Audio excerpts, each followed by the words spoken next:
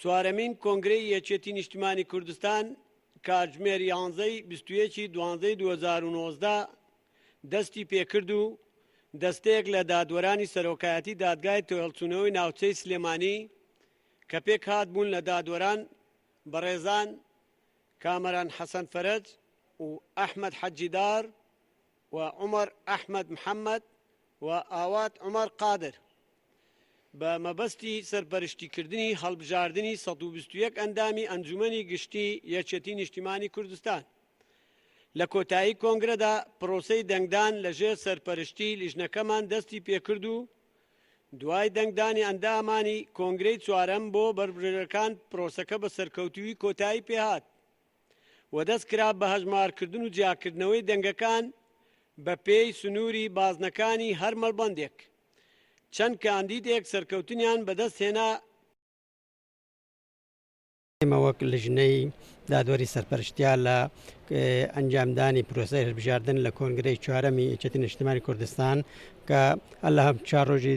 لە ڕۆژی دەنگدانەوە هەر سێ چوار ڕۆژی جیاکردن و فەرزکردنی دەنگەکان بەڕاستی پرۆسەیەکی زۆر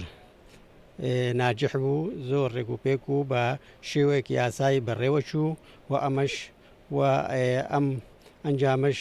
کە نەتیجەی ئەوە بوو بە هاوکاری سەرجەم دادوەران و چەند بەڕێزێک پارێزەرێکی بەڕێز کە هاوکارمان بوون لە جیاکردنەوەی ئەم دەرگەکاندا و ئەوەی جێ ئاماژەیە لەم پرۆسەدا بەشدار بوون و ئامادەبوونی نوونەرانی کۆمیسیۆنی هەڵبژاردننی عراق لە ئەم کۆنگرە. ئێمە ئەوە بوو کە پرۆسەکە ئەو پەڕی شەفاف بێ، یعنی شەفاف بێ و هەموو کەس و هەموو کاندیدەکان و هەموو بەڕێزانی کە بەشدار بوون و هەموو ئامادەبووان دڵنیابن لە کۆی گشتی لە بچووکترین خاڵی پرۆسەکەەوە تا کۆتایی هەمووی لە بەرچاوی خۆیان و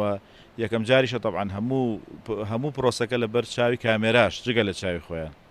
کە کرا و پرۆسەکە ئەنجام درا و لەمڕۆ بەڕاستی لە ڕووی شەفافێتەوە شتێکی نوێ بوو و ئێمە ئەم بە تەسەوری ئێمەیە بە بۆچوونی ئێمە لەمڕۆ هیچ درێغێکمان نەکردەوە. پێمان وایە کە